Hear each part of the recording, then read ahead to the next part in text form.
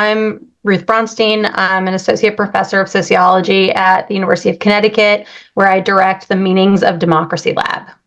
So I'm currently working on two projects. One, I have a book coming out early next year called My Tax Dollars, The Morality of Taxpaying in America, that focuses on different groups of Americans from the far left to the far right who think about taxpaying in explicitly moral terms that help me to map the moral landscape on which Americans engage with and understand what it means to be a taxpayer today. I'm also working on a project that is mapping the field of organizations that have emerged in recent years to resist Christian nationalism.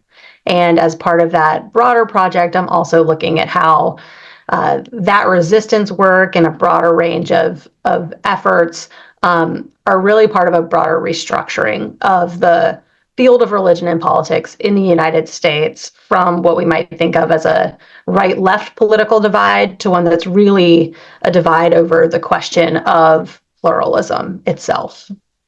Publication that probably aligns most closely with what I'll be talking about next week is a paper on political backlash, and in particular, how when we think about major changes in the American religious landscape, from the rise of the nuns to the radicalization of the religious right, I argue that all of these changes, or at least many of them, can be attributed to a multi-pronged backlash to the rise of the religious right over the past several decades of American history. So studying religion and politics is really an area that helps us to understand how our society works at so many levels, particularly in this current political moment where our politics has become so divisive. And in many cases, the division is rooted in people's most strongly held beliefs and convictions, and many of those are religious in nature. There's also sort of behind a lot of that, a huge number of religious organizations or political organizations that are drawing on religious ideals in order to mobilize folks.